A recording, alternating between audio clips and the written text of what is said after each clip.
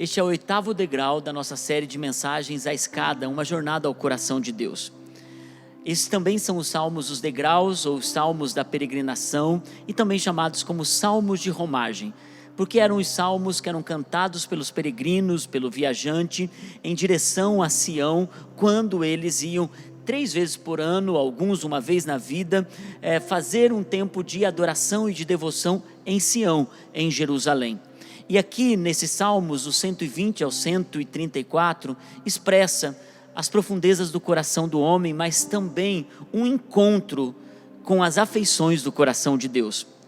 Nós estamos nessa jornada hoje, como eu disse, é o 8º degrau, e nós vamos para o Salmo 127. Acompanhe comigo lá. Se não for o Senhor o construtor da casa, será inútil trabalhar na construção. Se não é o Senhor que vigia a cidade, será inútil a sentinela montar guarda. Será inútil levantar cedo e dormir tarde, trabalhando arduamente por alimento. O Senhor concede o sono àqueles a quem Ele ama. Os filhos são herança do Senhor, uma recompensa que Ele dá. Como flechas nas mãos do guerreiro, são os filhos nascidos na juventude. Como é feliz o homem que tem a sua aljava cheia deles.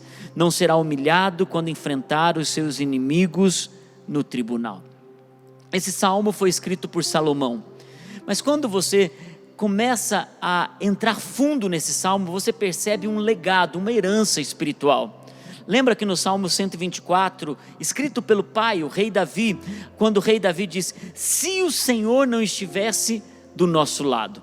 Agora Salomão está dizendo: se não for o Senhor o construtor, se não for o Senhor o sentinela, se não for o Senhor aquele que nos dá força para o trabalho, seria inútil todas essas coisas. Eu quero perguntar a você: qual é a herança espiritual que você vai deixar para a sua geração? Nós precisamos pensar sobre isso. Ao olhar para esse salmo, o coração de Salomão está colocando prioridades. Ele começa primeiro com casa, ele dizendo: se não for o Senhor o construtor da casa, será inútil trabalhar, construir. Depois ele fala sobre os muros, é uma segunda etapa. Ele está dizendo: se não for o Senhor que vigia, será inútil o sentinela montar guarda. Então depois ele fala sobre o trabalho. Você percebe que existem prioridades em nossa vida.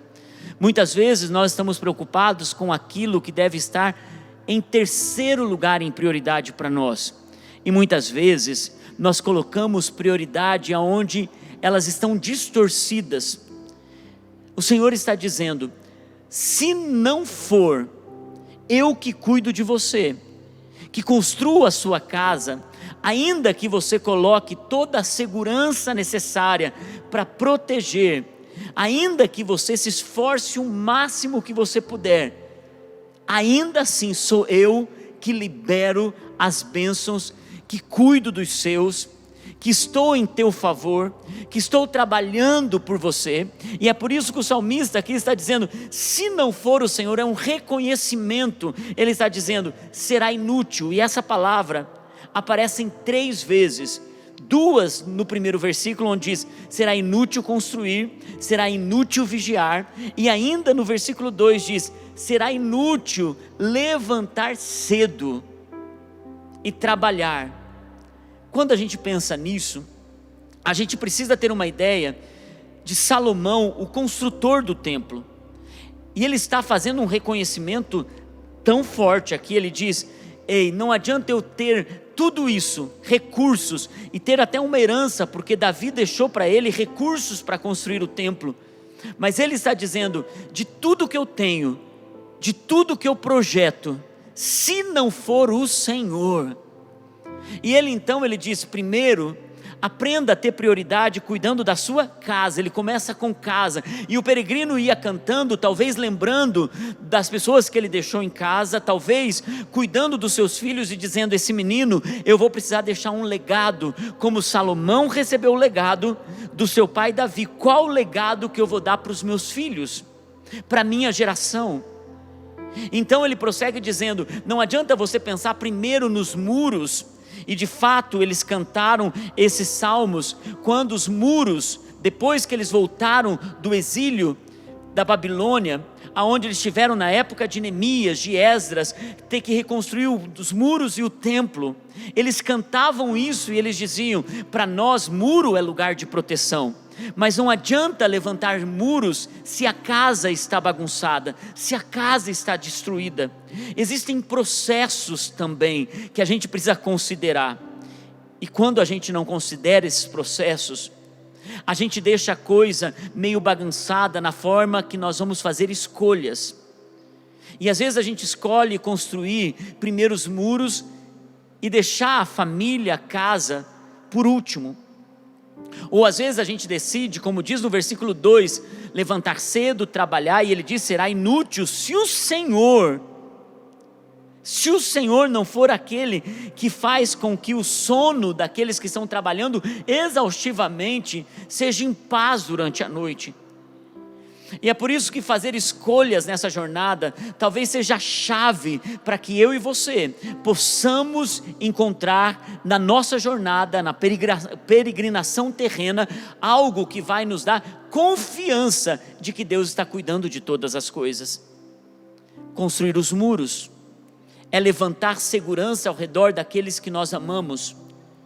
Construir os muros é saber que Deus tem uma visão muito além do alcance. Ele diz: que adianta a sentinela vigiar, quando é Deus na verdade que traz a proteção, é Deus que monta a guarda.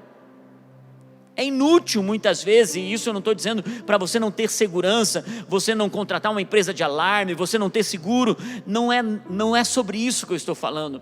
O que eu estou dizendo é que na verdade você está cercado de coisas que você está construindo que ninguém está vendo. Não tem a ver com o que você pode pagar, tem a ver com o que tem valor para você. E quando você constrói os valores corretos, e na jornada a gente precisa aprender com quem já passou por esse caminho. Primeiro, a sua família. Segundo, aquilo que protege a sua família. E em terceiro, o Deus que te dá o trabalho. Então aqui o versículo 2 diz: será inútil levantar cedo e dormir tarde, trabalhando arduamente por alimento. O Senhor concede o sono àqueles a quem Ele ama. Aqui, obviamente, a cultura de Israel era uma cultura agrícola, de plantações, e haviam pessoas que levantavam muito cedo, de madrugada, 4 horas da manhã, e ainda quando chegava a noite, com suas tochas, eles estavam trabalhando somente com a luz da lua e a luz de lamparinas ou a luz de tochas. Por quê? Porque eles queriam então dar um sustento para sua família, era exaustivo. E Salomão aqui está dizendo: adianta você trabalhar arduamente, você ter pouco tempo de descanso, você não ter paz, você correr atrás da máquina e perder aquilo que é prioridade, quando na verdade tudo que você está construindo, quando chega no final da noite, você sequer consegue descansar, porque o outro dia vem com as suas demandas, vem com os seus afazeres e vem com suas preocupações. E quando a gente não entende isso, até o descanso da noite, o descanso do sono, até o momento em que você deveria repousar em paz, algumas pessoas desprezam aquilo que Deus disse a respeito do tempo sabático, ou seja, o dia do descanso. Elas desprezam isso. Muitas pessoas acabam trabalhando violentamente, e outras, por outro lado, elas têm um período de por não ter foco, por não ter determinação, elas ficam andando em círculo, correndo e não chegando a lugar nenhum. Como já disse um escritor, se você está correndo atrás do vento, se você está apenas passeando nessa terra, o seu resultado vai ser chegar no final da sua vida e olhar para trás e perceber o quanto você desprezou as dádivas e os presentes de Deus para que você pudesse desfrutar nessa terra.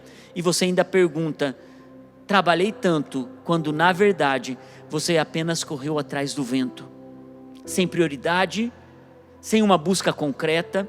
O salmista aqui está dizendo: será inútil. E às vezes essa palavra é tão pesada, porque você chega no final de uma jornada e você pensa assim: puxa, tudo que eu fiz pareceu inútil, pareceu que nada teve recompensa, teve resultado. Um trabalhador trabalha para chegar ao final do mês para ter uma recompensa, que é o salário. Nós temos relacionamentos saudáveis para termos recompensas de boa comunhão. A recompensa é importante. Agora, é o Senhor que concede o sono, o descanso, a paz, a tranquilidade.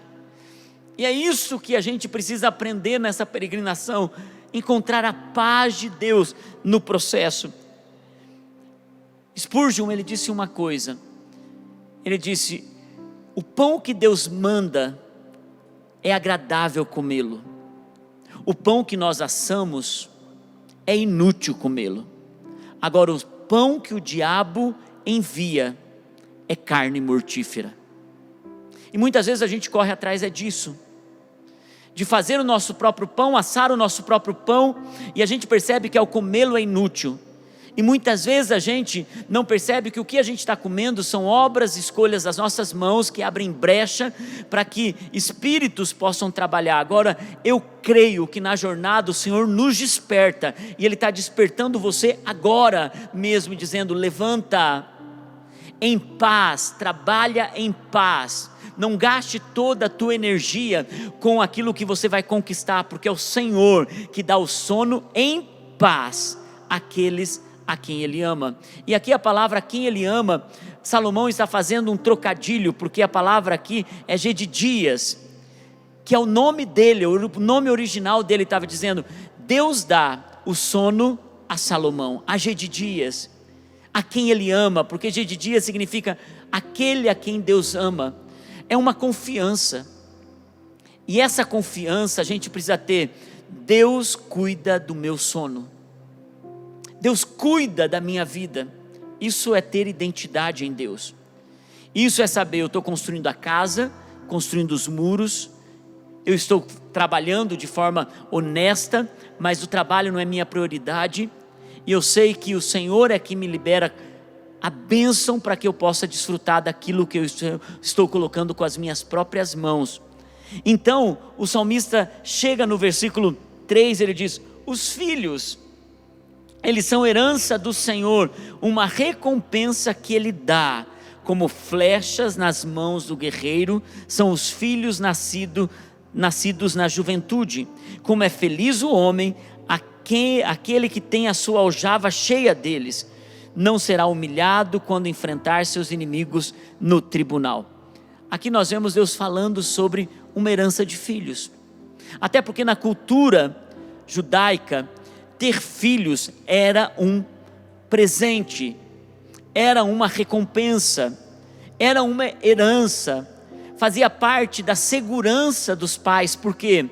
Porque os pais não tinham aposentadoria, os pais chegavam um momento que eles não tinham condições de arar o campo, então o que eles tinham eram os filhos que iriam cuidar deles na sua velhice, eram os filhos que iam representar esses pais e trazer segurança também para que os inimigos não atacassem. Então, quanto mais filhos, especialmente homens, que os pais tivessem, havia segurança no acampamento, na sua casa. Haviam trabalhadores para a lavoura, haviam homens para defendê-los no tribunal, haviam homens para defendê-los na porta quando eles fossem fazer alguma negociação. Porque imagine a cena: um pai chegando com os seus 11, 12 filhos, e ele dizendo: ei, aqui está aqueles que vão brigar por mim, aqueles que vão negociar essa causa por mim. E é por isso que então no último versículo diz: o homem que tem muitos filhos, ele não será humilhado. E na palavra original do tribunal diz: as portas da cidade.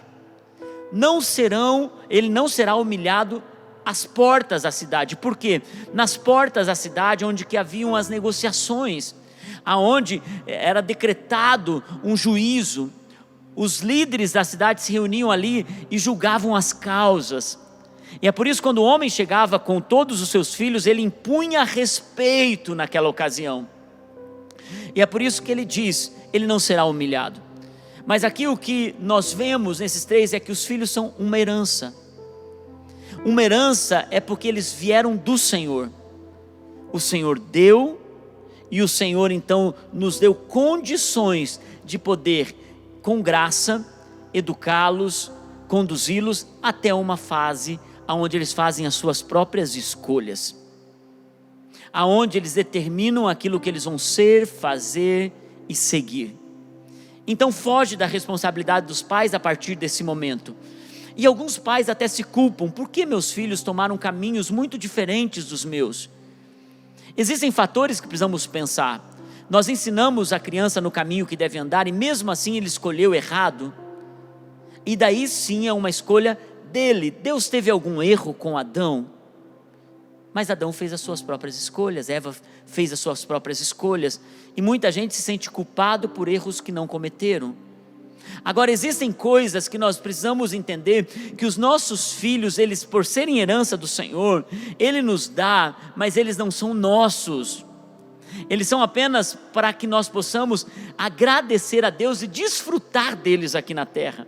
E é uma bênção do Senhor. Eles são herança de Deus para nós, uma recompensa que Deus dá para que a gente possa desfrutar em família. A segunda coisa que ele diz dos filhos, que os filhos, eles são flechas.